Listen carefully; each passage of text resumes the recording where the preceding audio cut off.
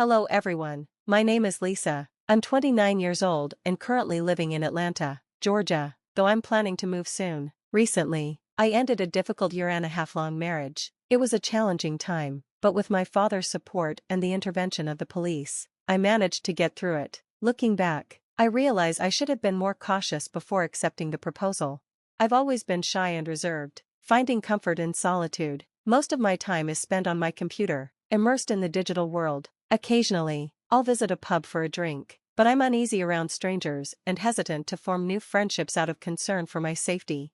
My life changed significantly when I was 7. My mother passed away from an untreated heart condition, and from that moment on, my father, a mariner since his mid-20s, raised me. His job kept him away for long stretches, but he always stayed in touch through calls and letters. When my mother died, he returned home to comfort me. I still remember clinging to him at her funeral as he reassured me, "It's okay now, my little girl, Daddy's here." That night, I saw him cry on the couch, whispering to himself before burying his face in a cushion. It was only the second time I'd seen him cry. The first was when I was injured as a child, feeling responsible for our situation. He took 3 months off from sailing to care for me. Before his next voyage, he left me in my grandmother's care, encouraging me to help her and promising to return soon. Those early years of loss and resilience shaped me. I spent most of my time indoors, helping my grandmother and finding solace in books and, later, the internet. By the time I started college, my father sent me back to our old house. Adjusting was hard. I disliked campus life and struggled to connect with others in person, but online, I found confidence. The internet became my refuge, a place where I could express myself freely. I made friends from around the world, each with unique stories that showed me how interconnected we all are. It was here I met Steven, a content creator. We started chatting and eventually progressed to video calls. To keep my anonymity, I wore a Batman mask, and he covered his face with a scarf and beanie.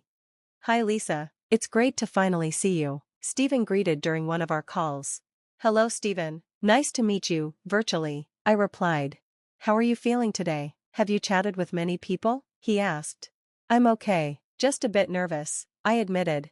"That's normal, don't worry, I'm just as awkward as you," he reassured me with a smile. As we talked, we discovered shared interests and exchanged stories. The connection felt natural, and I began to feel at ease. "Thanks for making this so effortless," I said.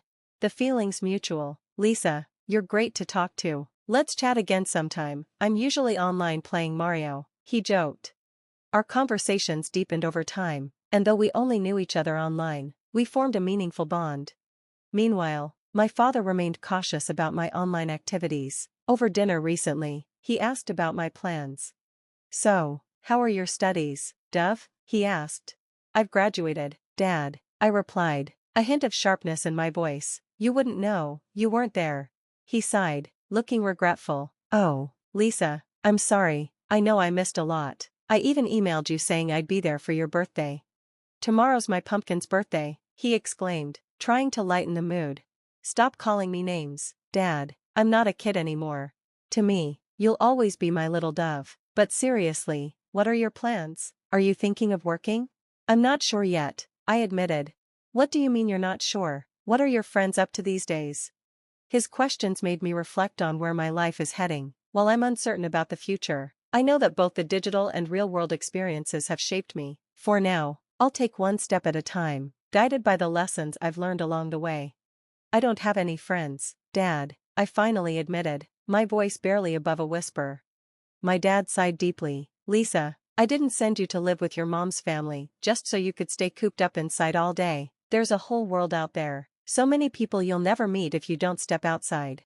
"That's the problem," I said, exasperated. "I don't know how to." This exchange exposed the gulf between us, his world of tangible connections and mine, rooted in the digital realm. Still, I relented. "I'll try, okay? I do have friends, but they're all online." "Online friends?" Dad shook his head, disappointment creeping into his voice. "That's not how real friendships work, Lisa." I sighed, the weight of his disapproval pressing down on me. "Fine, how about this, we go out today, just you and me, shopping or something?" "That sounds like a start," he said, his tone softening. "You've got to push yourself, Lisa, this isn't living. I know it's been hard since Janice." "Why are you bringing Mom into this?" I snapped, anger bubbling to the surface. What are you trying to say? I'm saying we've both been stuck in the past, he said gently, though his words stung. We loved her, but we have to find a way forward, Lisa. His well-meaning words ignited something in me. I slammed my hands on the table, the clatter echoing in the room. You don't understand me, I spat, standing abruptly. Lisa, please, I'm trying to help you, Dad pleaded, his voice tinged with frustration and hurt. You don't know everything about me, so stop pretending you do, I shouted before storming off, my emotions in turmoil. I retreated to my sanctuary, my room, my computer, and the reassuring presence of Stephen on the other end of the screen. Stephen, you won't believe the argument I just had with my dad, I vented. Tell me what happened, he replied, his voice calm and understanding.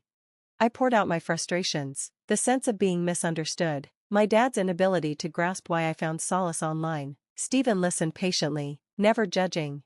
Hey, he said after a moment, would you want to meet up sometime? We're both introverts, so it doesn't have to be anything big, just a quiet place where we can talk.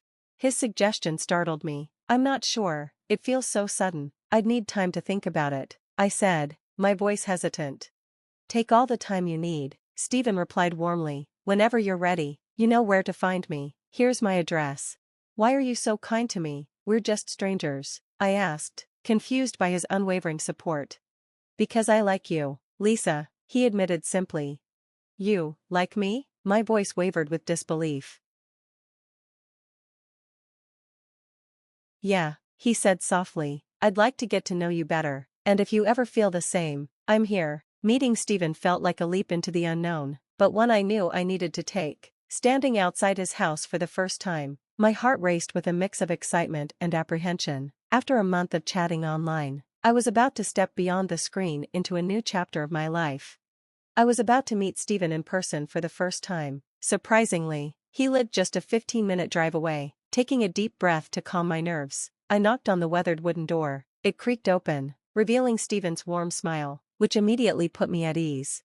Welcome to my humble abode, your presence graces my domain, fair master, he joked, adding a playful touch of gamer lingo. I laughed softly. Some of that gaming talk might go over my head, but thank you, this place is cozy. Do you live here alone? I asked, glancing around at the neatly arranged space. Nope, fair princess, he replied with a grin. I live with my mom, she has the ground floor, and I've got the top floor all to myself. Come on, I'll give you the grand tour. Stephen's home wasn't extravagant, but it was charming and full of personality. Shelves lined with well-thumbed classics, a stack of board games, and a perfectly arranged computer setup painted a picture of someone genuine and thoughtful. His quirks, evident in every corner, made the space feel uniquely his. We spent the afternoon talking and laughing, discovering shared interests that deepened our connection beyond the digital realm. Meeting in person added a layer of closeness I hadn't anticipated. He was as kind and witty as he'd been online, and his easy humor made me feel at ease. As the sun began to set, Stephen suggested a walk in the nearby park. The cool breeze accompanied our conversation, which flowed seamlessly, dissolving any lingering nervousness. Wait, you didn't celebrate your birthday? He asked, surprised, during a lull in our talk. No, I admitted quietly, I didn't feel like it, especially after the argument with my dad. Stephen gave me a sympathetic look. I'm sorry to hear that. I'm sure he'll come around, he's your dad, after all. At first, his words seemed kind, soothing even, but over time, I realized there was an edge to his concern. What began as a blossoming relationship turned into something suffocating. As we started dating, Stephen's affection grew possessive. He wanted me constantly available, either talking to him on the phone or online. If I chatted with anyone else, he'd get angry, cloaking his jealousy with statements like, I just want to protect you.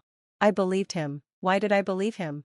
His mother's disapproval only made things worse. Though she'd never met me, she dismissed me outright. The strain of knowing she didn't approve was compounded by Stephen's constant defense of her. Not every parent is perfect. Just look at your dad, he'd say. At least my mom cares about me. That hurts, Stephen, I'd reply, trying to make him see the damage his words caused. But you know I'm the one who loves you, right? Your dad doesn't love you like I do. Stop complaining about your life and try to compromise, he'd add, his tone more commanding than caring. When he suggested a secret wedding, I was too worn down to resist. Stephen convinced me that my dad wouldn't approve and didn't truly care about me. blinded by what I thought was love. I went along with it, believing his assurances over my own instincts. Looking back, I wonder how I let it get so far. Each step I took closer to Stephen, I seemed to lose more of myself. I reluctantly agreed to marry him in a quiet, somber ceremony. Deep down, I knew it was a risk, but I felt trapped by my circumstances. You might think I was weak, but the weight of my upbringing and insecurities had shaped me, leaving me unsure of how to stand up for myself. I often blamed my inability to fight back on my own failings. In the months that followed, I began to see a side of his mother I hadn't anticipated, a side filled with cruelty and malice. Her every action seemed designed to make me miserable. It started with subtle, cutting remarks and escalated into relentless emotional torment. "Is this supposed to be food? My son can't eat this mess. Make it again, you fool," she'd sneer. "Why is this place so filthy? Are you blind?" Her harsh words chipped away at my self-esteem until I felt utterly worthless. Stephen, meanwhile, was a passive observer, locked away in his room with his video games and music. His detachment left me isolated, bearing the brunt of his mother's venom alone. I missed my dad terribly and regretted every fight we'd ever had. It was my anger that had driven him away, and now I had no one to turn to. One day, feeling feverish, I lay down on the couch, hoping for a brief reprieve. Just as I was beginning to drift off, a sudden splash of icy water shocked me awake. Margaret stood over me, her face twisted with disdain. "What the hell are you doing on our couch? Did you get the groceries like I told you?" she barked. Too weak to argue, I didn't reply. "I see, you expect me to do all the work while you laze around? You devil," she spat, slapping me hard across the face before calling for Stephen. That was my breaking point. "I'm done," I shouted. "I won't be your punching bag anymore. Find someone else to torment because I'm leaving." But as I turned to go, something heavy struck the back of my head, and the world went dark. When I came to, I found myself in a dimly lit room. My head throbbed as I struggled to sit up. Where was I? The sound of approaching footsteps sent a chill down my spine. Crawling toward the noise, I reached a metal door with a small window. It creaked open, and there was Stephen, grinning cruelly. "Is my wife afraid of the dark?" he mocked. "Stephen, please let me out. This isn't funny," I begged, tears streaming down my face. "Shut up. This is what you get for disrespecting my mother. Maybe you'll learn to behave down here," he sneered. Desperation consumed me as he slammed the window shut, plunging me into darkness. Alone in the cold, I felt fear give way to anger. How had my life come to this? I reached into my pocket and felt the shattered remains of my phone. To my astonishment, the screen still flickered faintly. Trembling, I dialed the only person who might still care, my father. 3 agonizing days later, hope arrived in the form of a car pulling into the driveway. My heart raced as I heard firm footsteps approach the house. The door burst open, and there he was, my father. His presence was a beacon of strength and relief. He didn't come alone. The police followed him, storming into the house to confront Stephen and Margaret. Their protests were feeble, their lies transparent. "What have you done to my daughter, you monsters?" my father bellowed. "I was going to let her go, I swear," Stephen stammered, but his words fell on deaf ears. My father turned to him, his voice filled with disgust. "You're nothing but a coward. You will pay for what you've done." As I stepped out of that dark basement and into the sunlight, I felt a surge of determination. This ordeal had tested me, but it also revealed my strength and the power of unwavering love.